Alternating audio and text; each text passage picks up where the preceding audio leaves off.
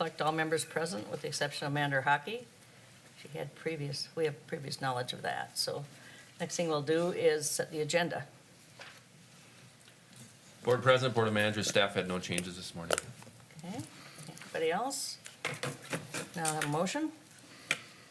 Madam President, I move that we accept the agenda. Second. Motion made and seconded. Any further discussion? All in favor? Aye. The approval of January 7th workshop minutes. Madam President, I move to approve the January 7th, 2019 workshop minutes. Second. Motion made and seconded. Any further discussion? Board President, go ahead. one minor change on line 72. Okay, The third to last word there should be 2021, not 2010. oh, got it. Okay, thank you. Okay, we have a motion and a second with change. Any further discussion? All in favor? Aye. And the January 9th regular meeting minutes. Madam Chair, I move to approve the January 9th, 2019 regular meeting minutes. Madam President, I'll second it. I will note, though, that I was surprised to see that I confirmed something on line 310. 310 of the minutes? Yeah. Okay, Just the way it is language, but I understand what they were doing there. But I didn't. I believe the engineer confirmed it. well, let's make sure we get it right. I asked him the question and he confirmed it. Oh, I see. Gotcha.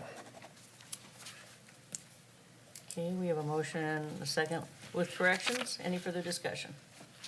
All in favor? Aye. Consent agenda? Nick? Yes, President Priner, Board of Managers, we have two permits ready for your consideration with Caprock items. Staff have no changes. I do note that there are representatives present. Okay, Madam President, I'll move to accept the consent agenda permits 18-123 and permit 18-124. Second. motion made and seconded. Any further discussion? Beat you to it. All in favor? Aye. Aye. I believe they wouldn't have any further discussion as long as it was all done. Thank you for coming. Okay, now we have variance. Yes, President Priner, Board of Managers, we do have a variance for your consideration this morning for the Demcon properties. And Sam will bring up the image of the project, and I'll offer a brief summary, and then we'll go into our typical call and response to the different various variance criteria. Okay,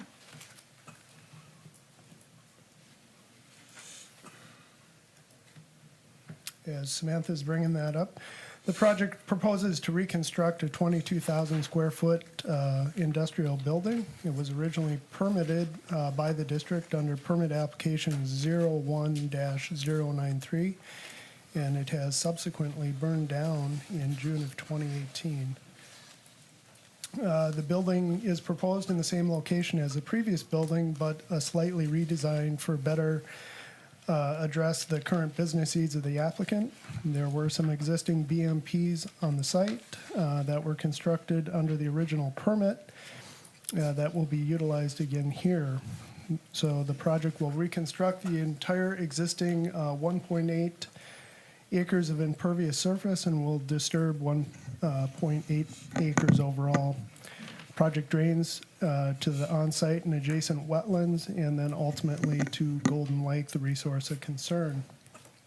The original footprint was developed prior to the district's comprehensive wetland protection and management plans under WACA, and thus the majority of the project, along with the north, south, and west edges of construction, do not meet the 50-foot buffer requirements.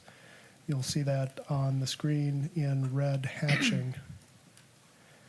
And the building, you'll see in the bolded text of the site that is proposed to be rebuilt.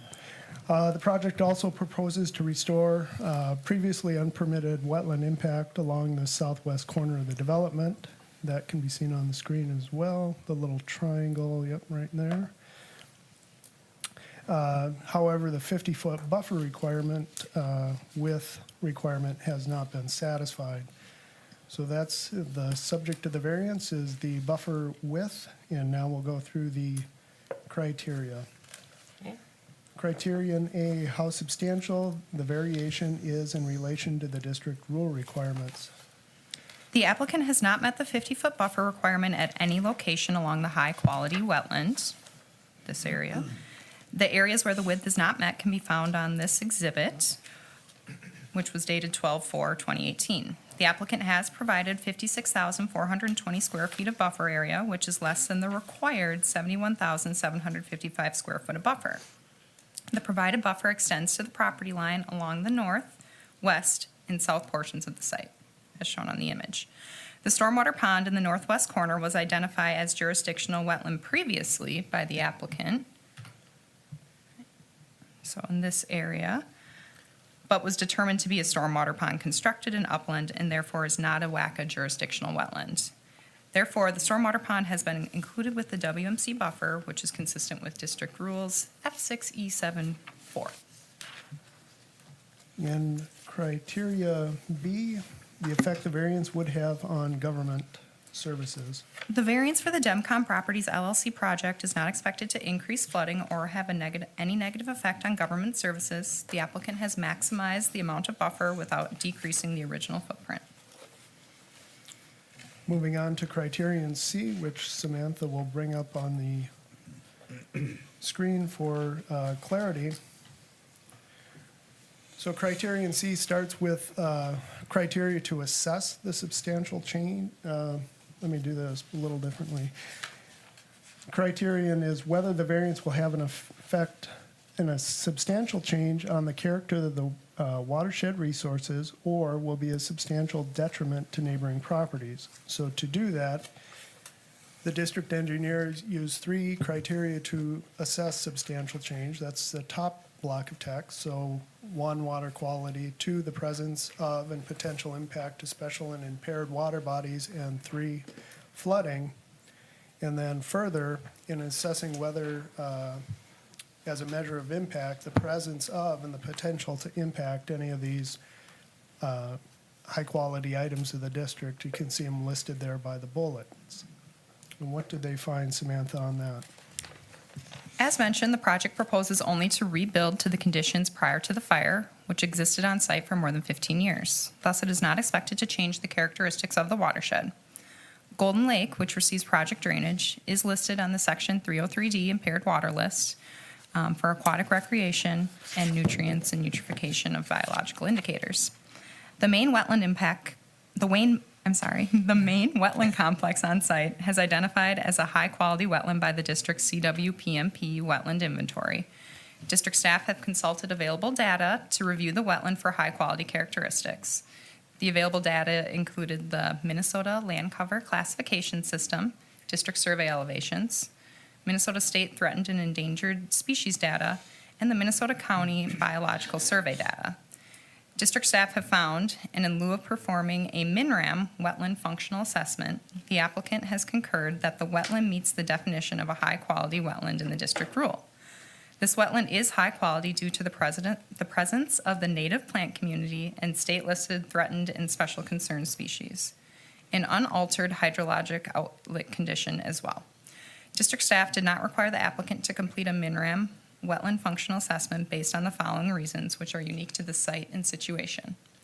1, the applicants are not proposing any impact to this wetland and are removing unauthorized fill from a small portion of the wetland and restoring to the previous condition. So that was that triangle area here. 2, the applicants are actively working with district staff to meet the district rules to the greatest extent possible while working within the constraints of the existing development footprint and conditions of the site. 3, the applicants are defining the wetland management corridor on site, which will be subject to easement. The drainage patterns and treatment have not changed from the original site footprint. Curb, gutter, and storm sewer will route the drainage to a NERP pond to mitigate the effect of the lack of buffer by removing pollutants prior to runoff entering the wetlands. The NERP ponds have outlet control structures and pipe outlet with rip-wrapped flared end section, which provides a skimming and energy dissipation function that minimizes the effects of concentrated flow on the buffer and wetland areas. All reconstructed impervious surface runoff is treated prior to being routed to wetlands, thus the wetlands do not receive any direct runoff from the site. All right, and then the second fold of criterion C, which we're on the bottom of page 34 of the packet, whether issuing the variance has a negative effect on the neighboring properties. You'll see the three bullets there of what the district engineer considered, whether it contributes to the 100-year flood, increase in the frequency and magnitude of flood damages, or increase in hardship downstream from peak flow and flood duration. And what did they find on that, Samantha? As the proposed variance is simply for the buffer requirements, this will have a minimal effect on flood elevations. The applicant has complied with the Rule C stormwater requirements for peak rate and water quality, and impervious area has not changed from pre-fire conditions. The proposed buffer requirement variance will have a minimal effect on the runoff rate as the site is being reconstructed to existing conditions. As mentioned, the applicant noted that to make the project feasible, the original footprint cannot be reduced to increase the buffer and still be a property of a usable size. A seeding mix is designed for upland prairie use to improve the land quality within the wetland buffer area. Additionally, the applicant is collecting and treating 100% of the runoff from the newly reconstructed impervious surface via 2 NERP stormwater ponds and 3 basins. So minimal direct runoff from existing undisturbed impervious surface will enter the wetland without treatment. All right, criterion D, whether the practical difficulty can be alleviated by a feasible method other than a variance. The applicant has indicated that the project cannot be built without the variance. The footprint cannot be reduced to meet the business site needs. The building size and location requirements are not engineering related and thus not evaluated. The entire site is comprised of buffer, wetland, or development area. To meet the minimum buffer width requirement, additional wetland could be filled, but that does not meet WACA and is not considered prudent. And criterion E, how the practical difficulty occurred, including whether the landowner created the need for the variance. The district engineer finds that the current landowner did not cause the situation which led to the implied practical difficulty. The site was developed prior to the CWPMP rules and then burned down. The need for the variance was created by the need to reconstruct the project site. Per discussion above, the applicant finds that there is no feasible way to do the project which meets the requirements of the applicant and the district without a variance. And finally, criterion F, whether in light of all the above factors, allowing the variance will serve in the interests of justice. As always, this criterion lies largely in the board's domain as it involves judgments of a non-technical nature. Our criterion for assessing this portion of the practical difficulty standards is the ability or inability of other permit applicants with similar site conditions to comply with the district's buffer requirements of Rule F6E. Other applicants have had the ability to meet these requirements on site because the site constraints presented here were not evident in the previous applications. Okay. With that, board managers, we're happy to entertain any questions. I'll note that the applicant and their representative consultant are present. We do have a draft motion on 26. Barring any discussion, I do have a slight amendment to that proposed motion. Okay, any discussion from the board? Madam President, Yes.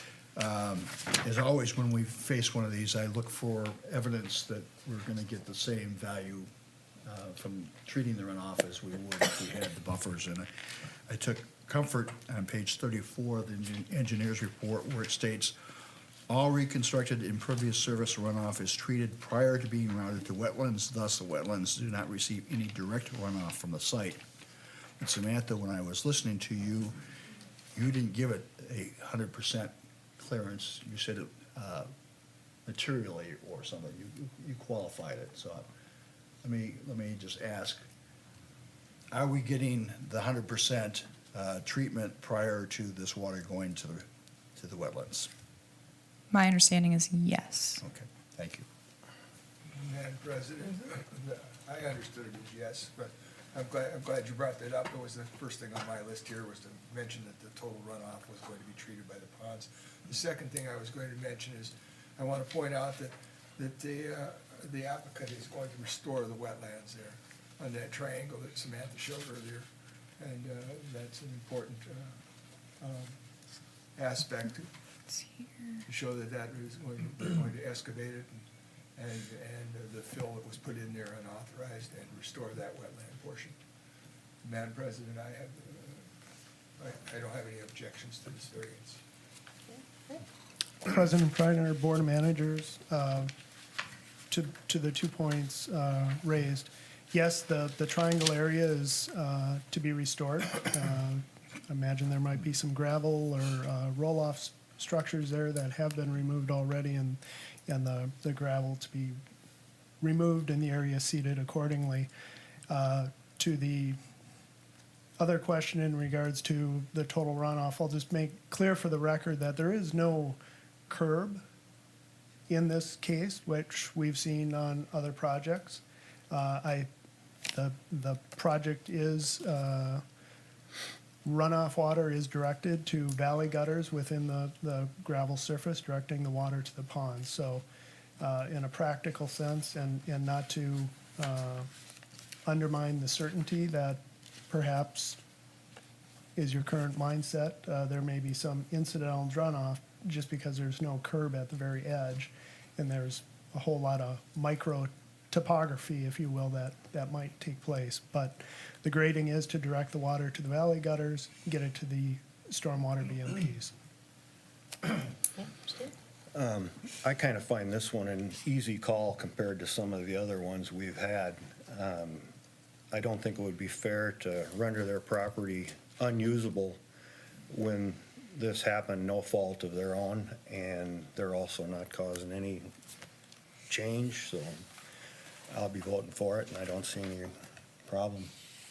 Okay. So, Madam President, was there language change?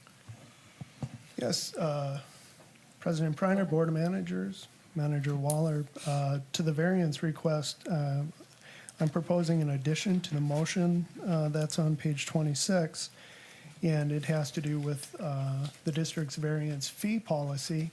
And we always kind of run into this with the staff, engineer, and legal hours that are put into this. You know, our policy is to have the applicant pay for the actual cost, and we kick in $500 to the first amounts.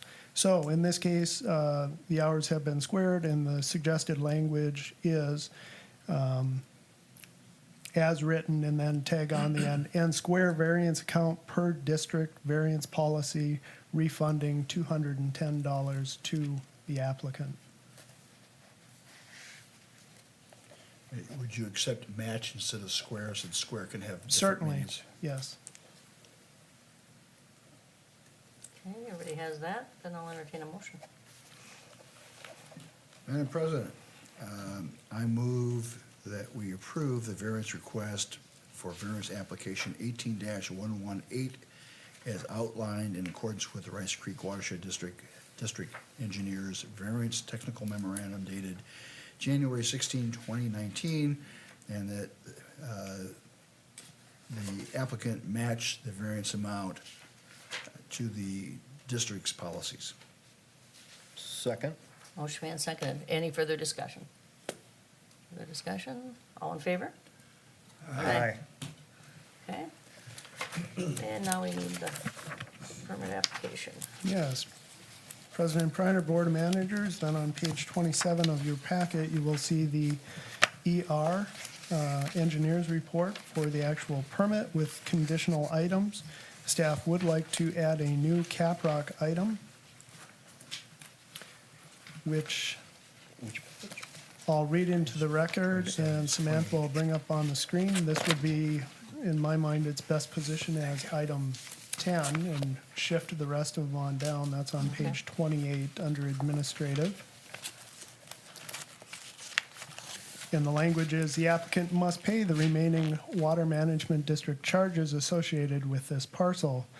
These charges were previously noticed to the landowner. The charges are administered through the county property tax collection process, as well as administration of the deferred charge due upon development. The charges are subject to change during the 12-month caprock term of the permit application. Therefore, the applicant must contact the district prior to submitting final payment to verify the amount to be paid to the district. Questions on that? So we're gonna finally get paid one of our WMDs, subject to future development. Yay. Yes, President Priner, Manager Bradley, this is a method by which we collect those charges. In practical application, it does have a little bit of hiccup, and that's what this statement tries to address as we coordinate with the counties. Need a motion, any more questions on anything?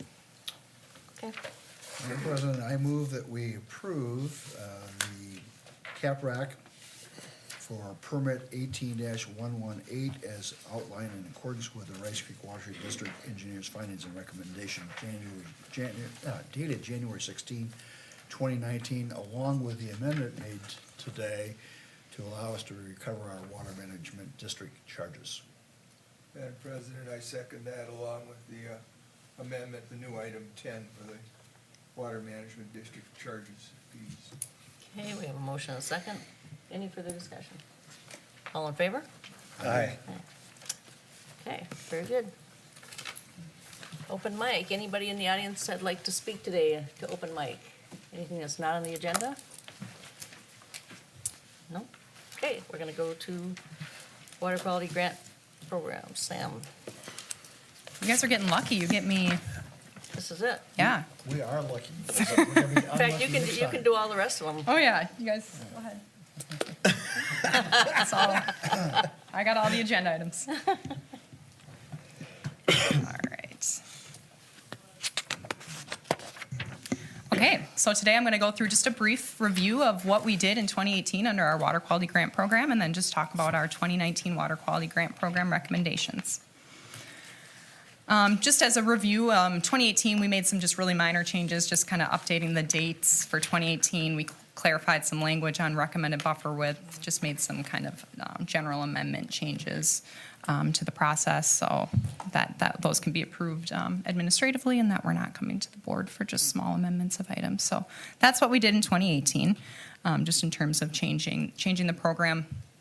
We also got our 2018 grant tracking system underway.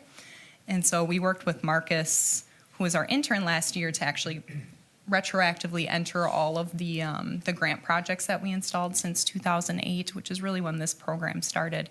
The benefit of this program is that, this grant tracking system, is that it'll also be able to track larger district projects as well, and there's flexibility to kind of grow that system. So this is useful in that it allows us to plot project locations, understand the affected water body and TMDL kind of on a map setting, give us an idea of pollutant load reductions under one kind of database, the project funding sources and contacts, and it'll allow us to grow into the maintenance obligation frequency and cost of maintenance moving forward. It really can be a powerful tool for targeting projects, quantifying project impacts that we've completed in the past, and then eventually sharing Rice Creek stories to the public and our partners via an improved website. So it's a good tool for us to have, and it allows us to continue to grow.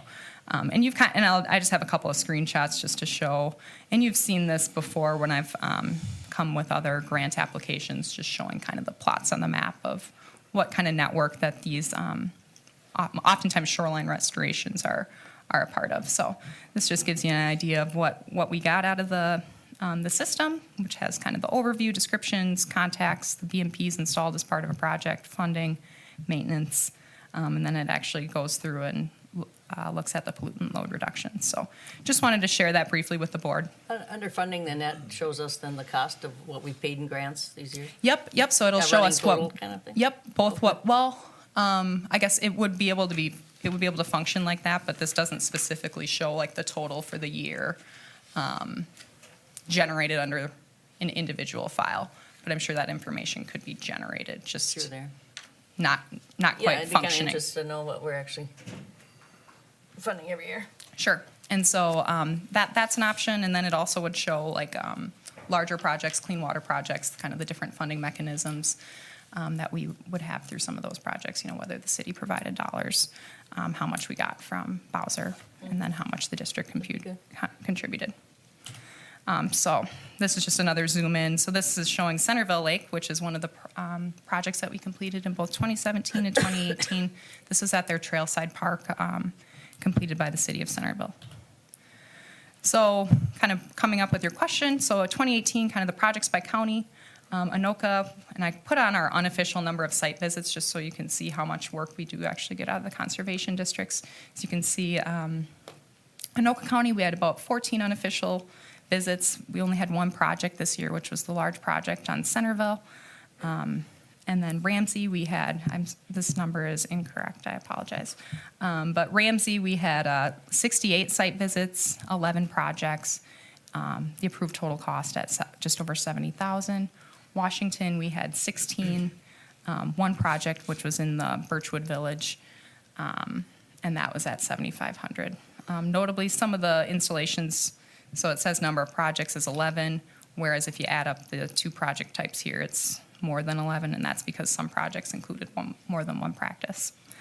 And as I'm speaking here, we do have a representative from Ramsey present.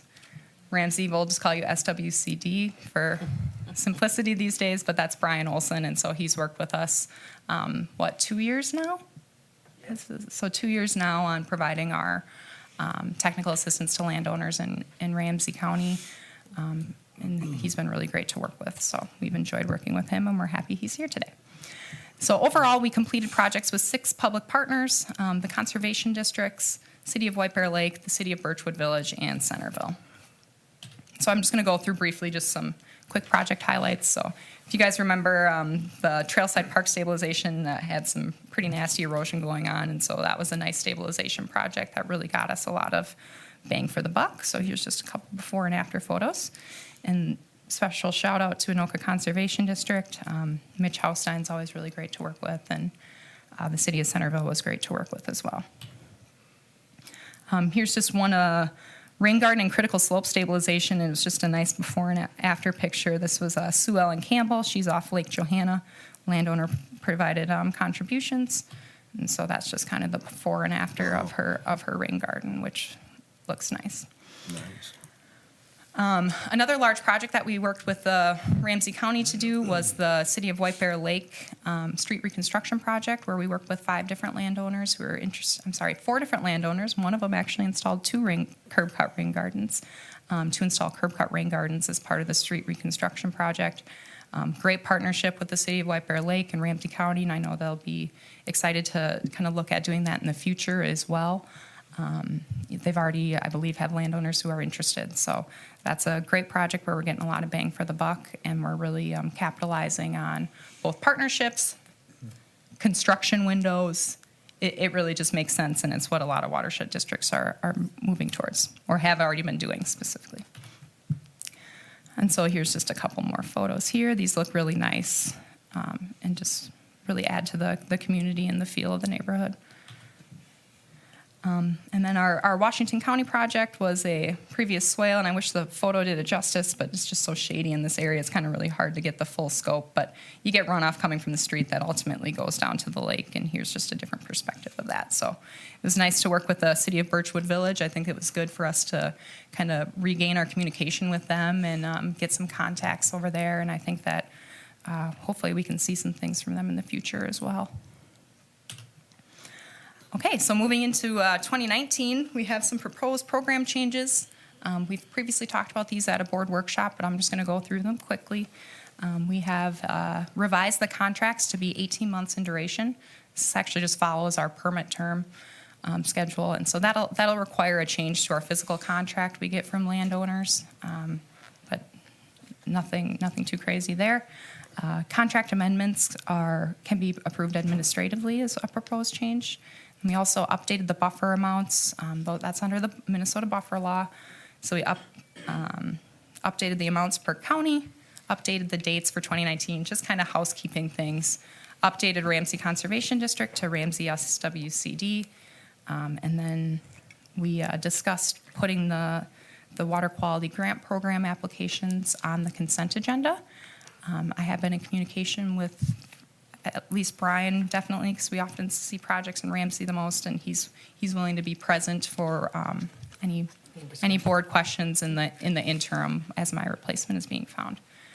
And just kind of moving forward, and as I talked about in the memorandum, I think under the watershed management planning process, it would be good to continue to grow this program, or maybe shift it a little bit so that we can continue to capitalize on targeting efforts that we already have created, whether that's through sub-watershed assessments or whether that's through working with our cities during their street reconstruction projects and kind of getting together with them on the front end of their construction season so we can have a better idea of what they're going to be tearing up and see if there's partnerships that we can continue to foster and really get that bang for the buck projects. So the changes were redlined in your board packets. That was starting on page 50. And then, as always, we do have technical assistance contracts with the three SWCDs. For Anoka Conservation District, where we have 10,000. Ramsey, we do 20,000. Washington Conservation, we do 10,000 as well. Notably, we also use this program to work with our master water stewards. And so we typically allocate about $3,000 in technical assistance for each of those stewards. Because the stewards don't have specific county locations or project locations in the county, that may be coming to the board in the future. So it's just kind of an FYI. With that, I'll entertain any questions. And I have recommended motions. Yeah, good. Go ahead. Madam President, Samantha, on page 52,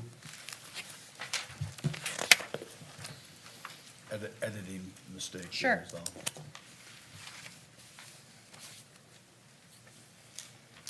Three lines down from the top, after the new language, county conservation specialist, put a period.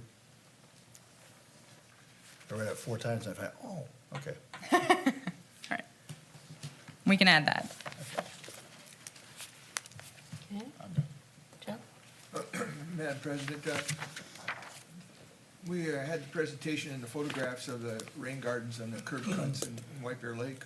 I assume that was pretty close to the lake where they were doing this year, this last summer, right? Yep, Manager Waller, that is correct. Off like Johnson Street is one Right, that right. rings a bell. Moorhead Avenue, it's just on the northwest corner of the lake, just northeast of that McDonald's by Rudy's Uh-huh. Red Eye. Yeah. Very nice job, very nice job. Yeah. So we've done those over the years. We did a bunch of, a group of them up in Mounds View also. So you've had some experience now, so since I have a whole staff here, how do you feel about doing those when the streets are redone like that? Is that an appropriate time and value to it? I just you would like to make a recommend it? clarification, just, with White Bear Lake, these were under our grant program, whereas the city of Mounds View, those were under the permitting program. So we weren't intimately involved, I guess, in the process of the Mounds View rain gardens, just because those were required as part of the permit at the time. But to speak generally, yes, I think it is very advantageous to work with city partners, and I'll allow Phil to kind of chime in as well. Yeah, thanks. Just to add on to Sam, Manager Waller, President Preiner, Board of Managers. So a few years ago, the board, in an effort to stimulate exactly this type of concept approach, you changed your rules for reconstruction of linear public road projects that did not increase impervious surface. As you know, most of the older communities in the lower half, if you will, and some of the other cities that are even growing, many of their road projects, they did not end up, because they don't have the space, they don't end up adding impervious surface. So with that change a few years ago, you decided not to require the water quality component of your rules. In an effort also, at the same time, we wanted to increase our marketing, if you will, to those same communities to do exactly this. And as part of the local water planning process that we're currently going through, we've talked to many of them about that. We've seen many cities actually come up to the plate, if you will, in their CIPs, as you have seen and approved over the last year, where they've identified matching dollars out of their own coffers to do something like that in a reconstruction sense. So as you develop your watershed plan, that'll be something that obviously you'd probably want to consider and focus on, is to what extent does this program, or is there a different program, and how would you like, if you would like to do that or not, and to what extent to continue to perpetuate that, and what vision do you see in the future for that? But we're seeing many communities come forward and wanting to work with us in that area, particularly now because of the rule change, in these older communities. So Madam President, so what I point out here is that, thank you for that explanation, is that this was an evolution of the water quality program. When we changed the rules, we didn't really, and it's being accepted, and we're getting the same value for water quality under this approach that we had under our older one. Okay. Anybody Yes, else? that's the President Priner. That is correct, That's Manager correct. Waller, so. Thank you. Okay, if not, we'll need a motion. Everybody done? Madam President, I move to approve the newly named Water Quality Grant Program guidelines as presented and authorize staff to promote and implement the 2019 Water Quality Grant Program. A second. Motion made and seconded. Any further discussion? All in favor? Aye. Okay, And for the contracts? Yeah, you ready for the? do you want to go through them? Anything different on these, or? Nope, no changes except just the change to Ramsey County Parks and Rec Soil and Water Conservation Division. Okay, then we're good. Madam President, I move to approve service agreements with the ACD, WCD, and Ramsey SWCD for up to 10,000 and 20,000 respectively to provide technical assistance for the 2019 Water Quality Grant Program. So it's 10,000, 20,000, and 10,000 respectively. Each one has individual. So we have, motion, we need a With second. Ramsey receiving the larger amount. Ramsey, Yeah, it's yeah. 20,000, the other two are 10. Right. Second. Motion made, And and with the correction there for the page, for the period. motion made and seconded. Any further discussion? All in favor? Aye. All right, All right, thank you. thank you. Board Presidents, I'm going to ask Beth to come up and help facilitate this conversation, but this is an initial conversation we'd like to have with the board. As you know, the MAUD Legislative Day, it used to be called Legislative Breakfast, but not anymore, is coming up. They moved that up a bit this year, which I think is a good decision to try to get proactive as possible with some of the legislators on some of these initiatives and conversations. So this is the first kind of discussion we wanted to have with you to kind of see what your thoughts are about what kind of communication you'd like to go out. As you know, every year we put together a packet and send it to them. Also, obviously, inviting them to the festivities and allowing them to participate and communicate as much as possible. So we wanted to kind of get an initial flavor from you about what communication, and then what we have planned to do is at your meeting on the 28th, kind of provide you some of that draft material so that you could see that before it would go out. We'd want to send it out, obviously, soon after the 28th board meeting. So I'll open this up to Beth. Thank you, Beth. Yeah. As Phil said, they've moved up the date of the legislative events for MAUD, and they've made some changes. They've changed the location. They're now at the DoubleTree. They're not doing a breakfast this year. And so I think we'll kind of see how that goes. We've had a lot of success at the breakfast as Rice Creek Watershed District. So we'll kind of work earnestly to get some of our representatives to come to a reception, an evening event. It is coming up quickly, and so traditionally you give us some insight as to kind of not just the language and strategy we use, because we kind of have a pretty good strategy that we've been implemented, but the topics you would like us to bring to our legislators' attention. Not to make an assumption, but we have included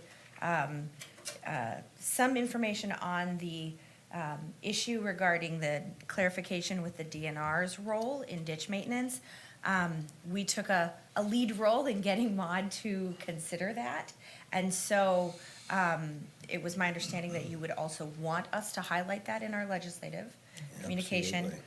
But is there anything else you would like us to include or discuss?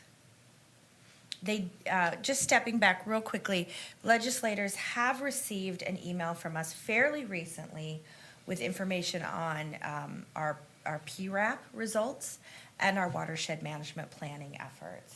So we have given them that information. So it wouldn't be out of line to give them a quick update on our watershed management planning, but we don't want to throw too much at them at once. We want to be Keep it short. simple. Yeah. Simple. Yeah, and if we already did that, and they're not directly involved in our planning, so I don't think we want to put a lot into that. I think we want to keep it. Is there any other topics then? I think the DNR one is a major one, Absolutely. so I These don't, letters this I don't big. want to get, I don't want to get it confused, so, maybe one more subject? That's all I'd suggest, if somebody has something they want. Bring forward. Madam President, I am a strong supporter of the DNR letter, and the particular language that was added by Manager Bradley, I think is the most essential of all the changes that are there. He had a very short sentence and it was to the point, and that's, so as we go through the legislative process, I wouldn't want to see that lost, is what I'm Okay. saying. You get into the legislature, there's compromises and this and that. That particular language there is very important of all the changes I saw there. I would be satisfied just to go forward with one issue. Yeah, I'm trying Yeah. to rack my brain without having them in front of me. I don't remember any, Yeah. the other ones that, were Oh, driving well, us. let me refresh you. Sure. Oh, go ahead, Beth. Oh, I was gonna say, if I may, as a safety door for all of us, we do send an initial, and then we send a reminder as we get closer. So if something should emerge for the legislative process, we can always add Yeah. maybe one or two, whatever you decide you would like to add, as the reminder. But given it is such a short turnaround, we could do whatever is first with the best information we have. Madam President, the issue was about permission and permits. Well, And you're- I remember that issue. That- Were there that's- any other issues that's the that we language. had on the mod convention?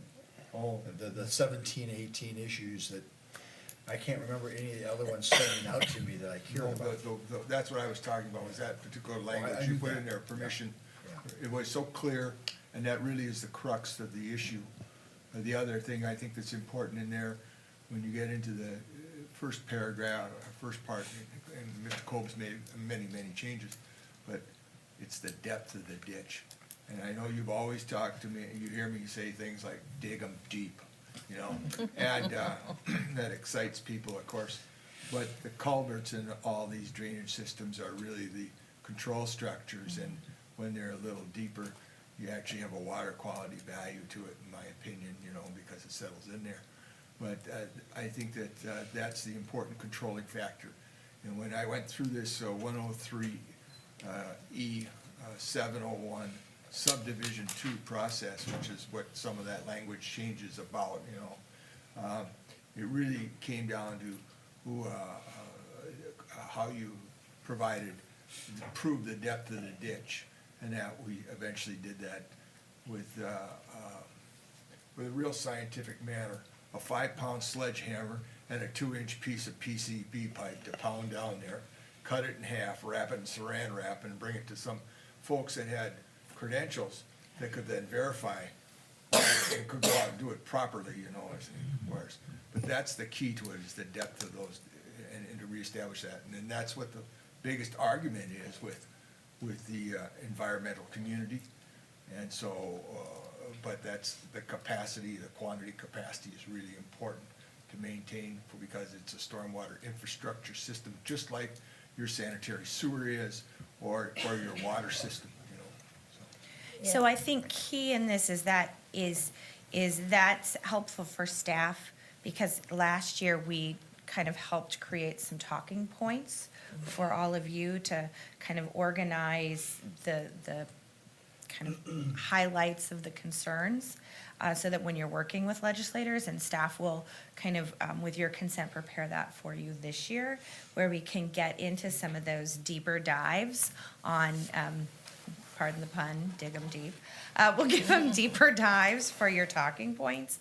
With this initial communication, I think We'll draft some language for you on the 20, whatever moving forward, we'll have something for you to look at on the 28th that will try to be extremely specific and speak to your concerns, but it's not going to be as in-depth or as lengthy going into everything as Mr. much. Smith, you had a, Madam President, managers, I don't wish to take away from your focus on this issue with the DNR, but I wanted to make you aware, I know that the district cares a lot about carp roughish management, and another legislative issue that Oh, that's right. some of our other watershed district clients are paying attention to is a slight adjustment to the statute and the process whereby the DNR, its commercial fishing rules might be adjusted to be more helpful and conducive to watershed districts that want to be engaged in carp harvesting. So we'd be happy to make you aware of those developments and the language being discussed, and then you can consider how you might want to incorporate that into your message. Madam Good President, idea. Madam President, Mr. Smith, our own Matt Koshin has advised us that we don't need the legislation, that the DNR is willing to work with their own existing rules to provide us the relief we wanted, which is why we had proposed at MAUD to add the language, either legislation or rule change. So I agree with you that we care a lot about carp, but our own advice from our own inside people is that we don't need that legislation. And Madam President, Manager Bradley, I understand that. I'd be happy to just share with you the other communications with the DNR about this issue, and you can yeah, I'd like to. elect to make use of it however you wish. Yep. I'd like I'm always willing to listen before I say no. So please share with us, Mr. Smith, in the future, right? Because I've been an advocate of the CART program before. And Koshin is sharp about this, you know, I'm not gonna take an argument with him, but I'd be happy to hear what they have to say. to. Phil? Board President, managers, if you don't mind, the second leg of this, if on the 28th, we could have Matt come and give you any update that he's heard. I know he is keeping abreast of this. Obviously, there's probably an advantage to not, you know, if the DNR is willing to do that and we get to the same outcome without a legislative effort, that's obviously an advantage, and that's, I think, the optimal. Obviously, things change rapidly with, you know, just as a new administration over there at DNR, et cetera, so who knows? I haven't kept up, you know, in the last few weeks of if the new administration has some different opinions on this or what have you, but we could have Matt come by on the 28th and then we can talk more about that, and if you then want to pull a trigger as far as some communication at that point, we could talk about that. Madam President, just to make sure that since they are going down there to talk about this, that it doesn't go into reverse.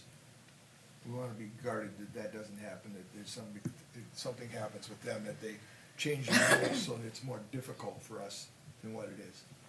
So no matter what, we have to follow it. Yeah, For sure. yes, Yeah. yes, we have to follow it. Okay, anything else? Thank you. So the other piece of this that's not really in here, but it will be brought on the 28th when you're looking at this, so just kind of a teaser, if you will.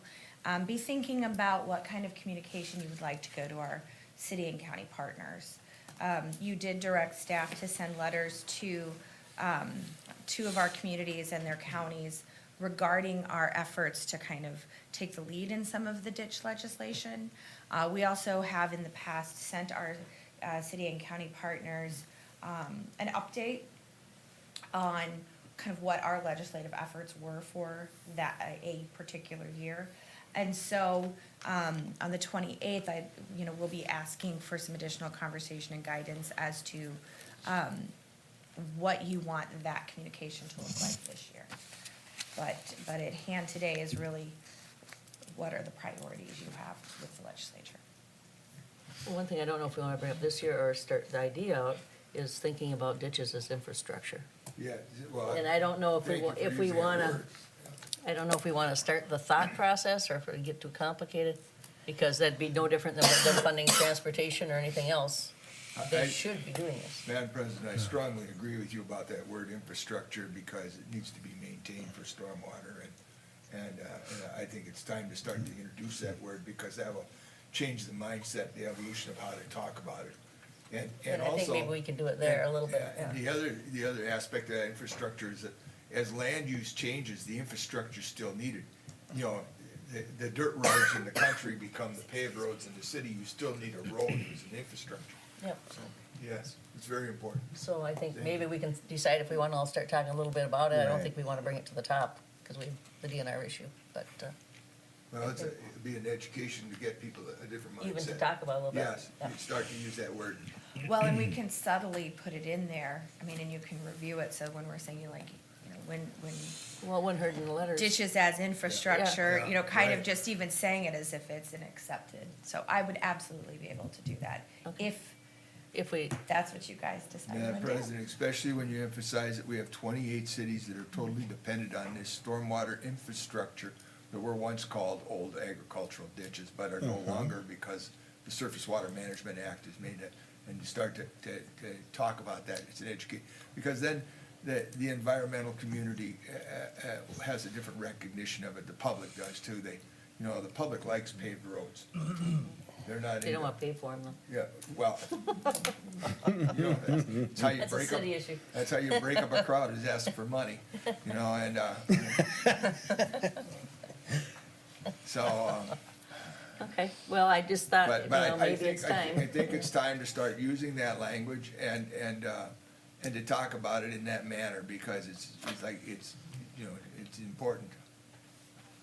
And otherwise, we're all, nobody wants a wet basement. First one who wants a wet basement, stand up, please. Bill, you had comments?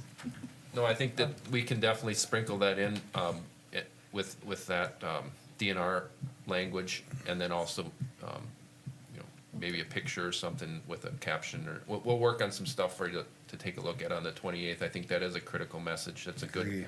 good point, particularly going down into the next few years with some of these large-scale projects that we're already working on with some of our member communities. And if there's a potential where there's any opportunities for legislative assistance or bonding, or those types of Well, and conversations. we might have a different mindset. There's new people down there that want to spend money. Yeah, Big difference. yeah. Right? So Get 'em while they're those are hot. probably some conversations. The other thing to think about is if any of the managers that are attending wanna, have meetings with folks individually, those talking points that Beth mentioned earlier are important. And let me know if you have any specific meetings you wanna attend with any specific legislators. We can definitely help, try to facilitate that specifically as well. I know in the past we haven't done that specifically, but, it's something to think about either, Or if you think that there's legislators that we should be talking to, right? you know, key Yep. people that we might want to make that extra. I think, and this relates to something I think Manager Waller's gonna bring up later today here, but I think Representative Fisher being, someone that's been recently appointed to a key leadership role, who has, part of his, district in our watershed, and has a background, with water, obviously being on the Legislative Water Commission, and has been following water resources issues his whole life. I think, you know, maybe sitting down with him either at this effort or even before that, would be a really good, opportunity for the board, or specific members of the board to talk to him about some of these ideas as you're developing your watershed management plan. And start laying the groundwork for some future conversations. So I think that would be one of the key people I could think of that you'd wanna really, make sure we focus on. If I may, Manager, or President Preiner, regarding the DNR legislation, that's a pretty fluid situation as well. So when we wrote this was the most recent best information we had. We'll circle back and, you know, they're looking for authors, there's all sorts of activities. So we will always include the most recent best information that we possibly can. So, Madam President, so that I understand this, that you're kind of the watch down at the legislature to make sure if some evil's coming about, you're going to warn us? Yes. Okay, we're gonna need a motion, page 56, I believe.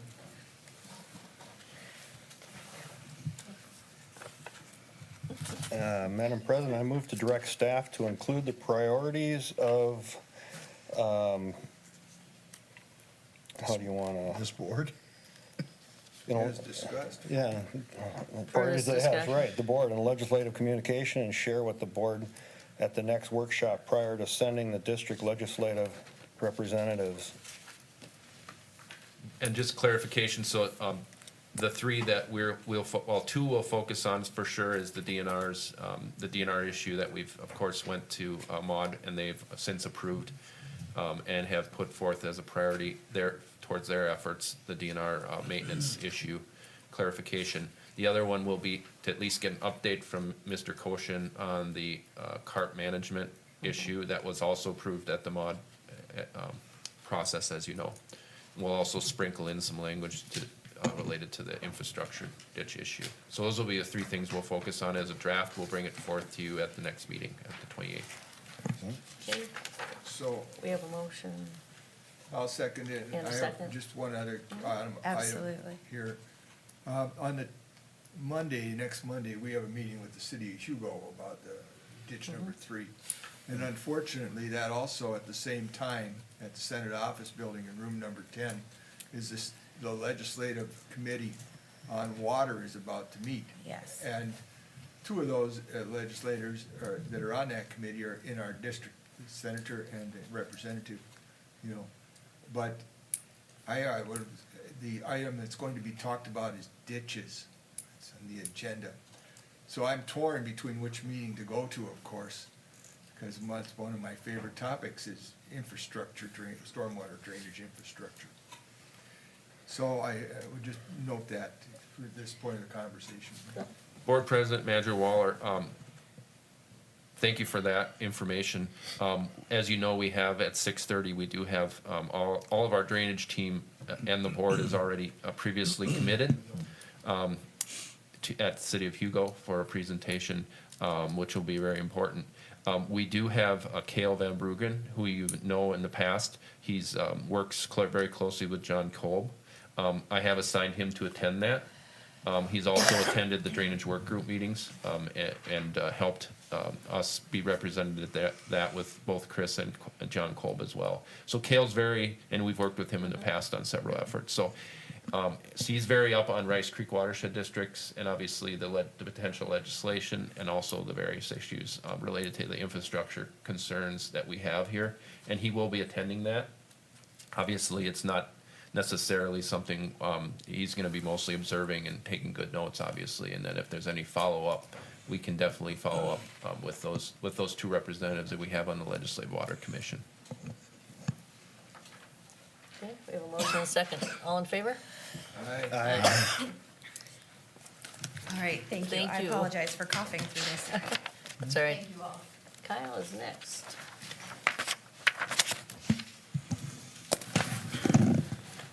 Madam President, members of the board, we have a couple of project pay requests for your consideration today. The first is a final pay request for Peterson Companies Incorporated and the Oasis Pond Iron Enhanced Sand Filter Project.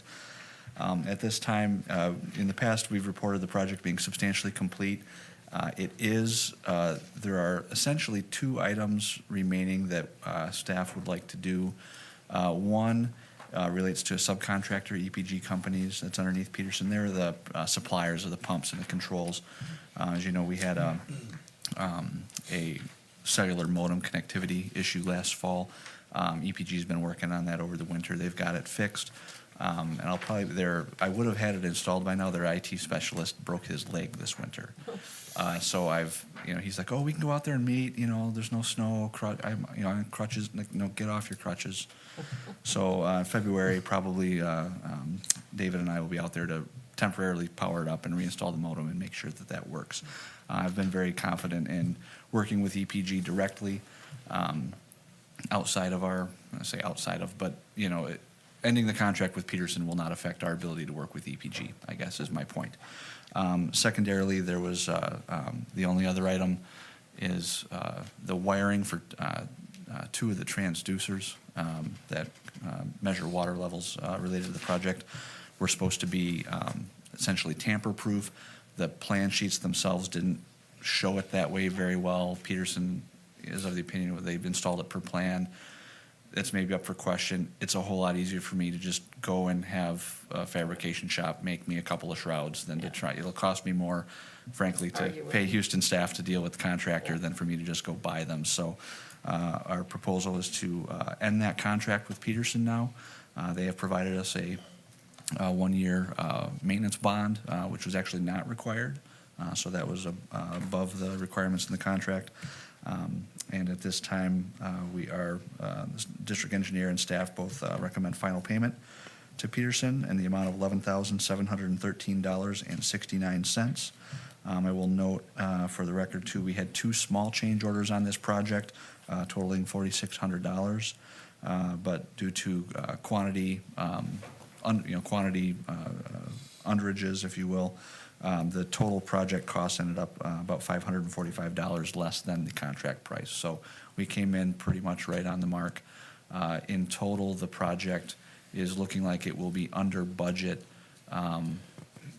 contracting, engineering, staff time, all of that, to the point we may actually not utilize all of the Bowser grant that we were awarded. So on one hand, that's a good thing, that we're under budget. When we get done with this, we'll see what's left. Bowser usually doesn't like to take that money back. They might prefer that we find another small project, even if it's a rain garden or something to do in the area. So we'll report back on that later this spring. Okay, thank you, Kyle. Okay, we need a motion. Madam President? Oh, I'm sorry. go Just ahead. a small question out of an abundance of caution and something Sure. I'm sure you've already thought about. But if we take this action, we'll now lose the ability to hold Peterson accountable for the electrical technical subcontractor. I trust you've kind of thought about that and you've decided that the best way to resolve this problem is the approach you're taking, and it's okay to let go of Peterson, but I just want to flag that and make sure that's Make sure that's addressed. what you want. Yep, Madam President, Attorney Smith, that is correct. We have discussed the situation with Attorney Kolb from Rinky Noon, who's been assisting us with this project specifically, and he's accepting of the situation. And again, our relationship with EPG has grown as we've utilized them for 2 projects now, and anticipate engaging with them on another system for the Bald Eagle Lake Iron Enhanced Sand Filter that we were recently awarded a grant for. On that project, I think we've learned, and we're going to probably propose purchasing the system from them directly, supplying it to the project as owner-supplied equipment, so that it's not, we have a more direct Not part of the relationship with contract. that entity. So we're very comfortable with the arrangement. Okay. Go ahead. Was it my turn? Page 58. Welcome to it. I move that We approve all fell Peterson asleep. Companies Incorporated's pay request as submitted and certified by the district engineer and direct staff to issue payment in the amount of $11,713.69. Second. Motion made and seconded. Any further discussion? All in favor? Aye. All right. Okay, Kyle? All right, thank you. I will add also, that the system works properly. It was just the remote connection Just the remotes. modem, so it was very, so we're good there. All right, second, we have another partial payment request from Rachel Contracting for the Hanson Park Comprehensive Water Management Project. It's our 15th pay request. Very small, kind of taking care of a few line items that Rachel had maybe erroneously not requested, things that were done, some vegetation items and whatnot, as well as they've requested to reduce the retainage from 2.5% to 1.5%. As you know, it was a very large project, nearly $3 million in contract cost. Houston Engineering has recommended we approve that request for the retainage reduction as it relates to the actual value of remaining work to be completed on the site, which is very, very minimal at this point. With that, again, staff and the district engineer, we concur with their recommendation to issue a payment of $54,205.89 to Rachel Contracting. Remaining work on the site hasn't really changed since we last spoke about the project. There's some trail work to be completed in the spring. And then we'll, again, keep an eye on vegetation maintenance and that sort of thing, so. Okay. Questions for Kyle? Now I'll entertain a motion. Madam President, I move that we approve Rachel Contracting, Inc.'s pay request as submitted and certified by the district engineer Direct staff to issue a payment in the amount of $54,205.89. Second. Oops. Motion made and seconded. Any further discussion? All in favor? Aye. Aye. Thank you. Thank you. And thanks for coming under budget. That's nice. Yeah. Okay, red pen, check register. Madam Chair, I move to approve a check register dated January 23rd, 2019, in the amount of $341,226.61, prepared by Redpath and Company. Second. Motion made and seconded. Any further discussion? All in favor? Aye. Staff reports. Anybody have anything they'd like to ask of the staff? We all have a, oh, please come forward.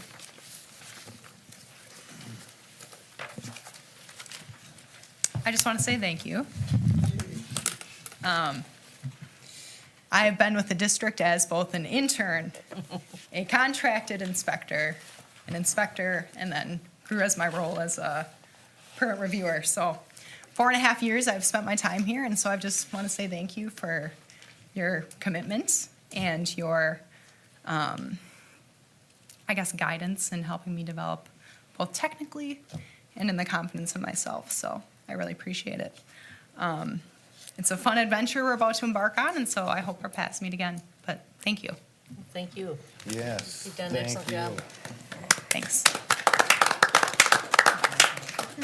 Please let us know when you get back. Okay, yeah. Pat, Awful jealous. I've told this to Sam personally, so I'll say it publicly as well. Sam is a really great team player. Every time in the office when there's something that nobody wants to do, Sam is willing to raise her hand and help out.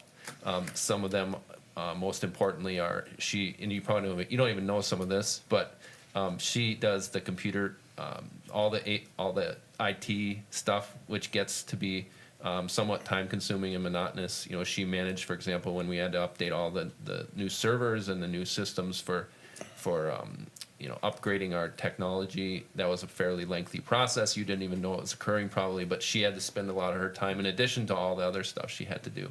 So that's just one example of many. And she's always willing to put in that, even though it's not necessarily even aware, people aren't even aware of it. And that's really what the strength of this district, as you know, is the great staff we have. We have the best staff team in the state. And a lot of the things you don't see are really what makes the motor go. Yeah. You see some things, but a lot of the motor is running and you don't know it, and that's because of great staff like Sam that are willing to do the grunt work, the heavy lifting day-to-day work. And so I wanted to thank her for that, and I'm very hopeful that we can continue to communicate with Sam and find ways to work with her in the future if possible. So, but thank you. That'd be good. Thank you. bet. Have a safe trip. Be careful. Very. Okay, February calendar. Anybody have any comments on the February calendar? Madam President, the last entry is Wednesday, February, that should be 27. I'm aware of that because of my flights and things. Okay, so you're saying the last The last one should be February 27th, 27th, not February 28th. 28th? Okay. Well, we better get our calendar straight. Which matches the calendar up on the very Yeah. top. Yeah. All right. It's a very busy February. Yeah. We're gonna get into a lot of different projects, so stay tuned for that. With the watershed plan, with the public drainage projects that we are undertaking. So there will be a lot of things going on, legislative efforts, et cetera, et cetera. So we'll try to keep you as updated as possible, both with this calendar and as we move forward with future meetings, so you know what's happening and can prepare your schedules accordingly. Thank you. Manager's update. Anybody? Ed Weller? Madam President, so last Thursday, I decided to go down to the state office building to see where the offices are for our upcoming legislative session. As you know, when they change parties, the majority parties, they play musical offices. So, our representative it replaced Representative Dean, I think her name is Wozniak or something like that. Is that pretty close? I apologize to her if I mispronounced her name. Amy Wozlowick is her name. Wozniak, yes. Anyway, she has Representative Dittmer's former office up on the 5th floor. And I happened to see Representative Torgelson there, who's also on the Legislative Commission, came to our meeting this summer, you know. Representative Hanson wasn't in his office that day, but he's on the 4th floor now, and not the 2nd. And Torgelson is on the 2nd, and so is Detman, so from our area in Washington County. And I happened to stop by to see where Representative Fisher was, because last year his office was on one floor and his legislative assistant was another. So this year they're on the same floor. Spencer is the legislative assistant. He's up on the 5th floor near the desks where Representative Detmer used to be. And down the hallways is where Representative Fisher is. And I said hello to him on his way to lunch, and he said he wanted to talk to me, and asked if we could have Mr. Belfory, our administrator, contact him. And so I'll make when administrator's ready, we'll make an appointment with Spencer and go down and talk to him here very soon. So we were invited to come see him, and we certainly will. And unless there's some disagreement here in the board, anybody have any problem with that? No, I think we That's gotta get all the some- authority, okay. So then, the other thing is, last night was Hugo City Council's goal meeting, and I attended that. It's an exciting meeting to see, and because they talk about what their plans are for the next year every year. And it's also one that's not attended by a lot of people, you know, so it's very, very Most of them are. quiet. Some of the things were mentioned there, I wanna mention here tonight to give you a flavor. A new elementary school in Hugo. I thought we just built one in the last 10 years or so, or not too long ago. Oh my gosh, maybe it's my perspective, but and I don't remember if it's I know the superintendent of Forest Lake was in talking about the bonding issue earlier this year, and I'm not sure if this is the White Bear District or the Forest Lake District, but anyways, a new school. In addition, you think we have spending problems. Here, this is what they're talking about. Additions to the city hall, a second fire station. Good Lord. Don't get excited yet, we ain't done. Another maintenance building. About, you know, a referendum to pay for this. As far as water goes, there was a comment was made by one of the council persons that said that 10 times the amount of water flows out of the city of Hugo through Clearwater Creek and Hardwood Creek than what it is they draw out of the ground. That's an interesting statistic. So therefore, as the city begins to develop up the Highway 61 corridor in between 35W, they're interested in using more surface water for irrigation areas like they have done along the Highway 8, or what we call County Road 14 corridor, you know, in there, and what we're doing on ditch number 3.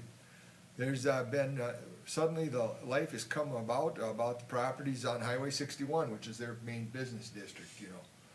There's a lot of interest in that, and they're talking about developing more homes north of 165th Street in Hugo, which is about the edge of the boundary where the housing development is now, and that's why they would go into the GD2 corridor area and they want to look about using some of that runoff water permanently there.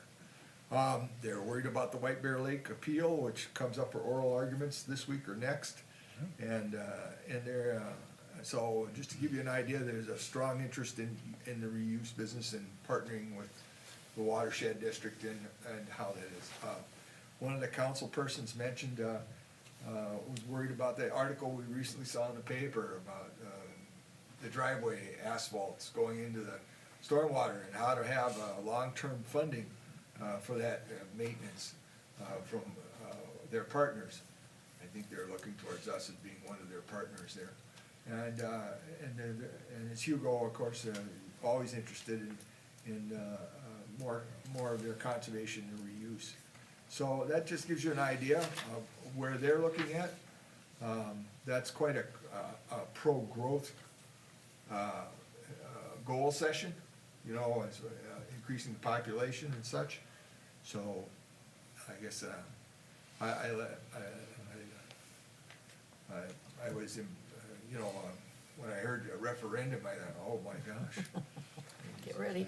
These guys in this council haven't had anybody run against them in 10 years. That'll change. That'll change. Changed in Columbus. All right. Board President, Manager Waller, Managers, just to follow up from Manager Waller's comments, so per Manager Waller's request last week, after he met with Representative Fisher, we did start the research with Met Council. Representative Fisher was asking Manager Waller about the potential of cleaning up the spills that occurred, and my understanding was in 2014 and 2015, but within the Met Council sanitary sewer line. You recall that was something that was made back maybe 6 months ago by a landowner. So that, my understanding is the one the ones that have occurred were a few years ago now. Matt Koshin's looking into researching that. He's contacted the DNR, he's contacted the Met Council already. We haven't fully received the information. We want to make sure we receive the technical and scientific understanding and background of what occurred before we go out and talk to anybody. One of the suggestions I have for you is to consider, before we talk to any legislators, to make sure that we try to bring, or at least involve Met Council in that conversation, or bring them with us to the meeting, rather than just have us there, in that anything that occurs with follow-up related to any possible, and I'm not saying there is, because again, we don't have the technical or scientific information, but if there is a contamination issue, as you know, that gets into not just making sure we have appropriate scientific and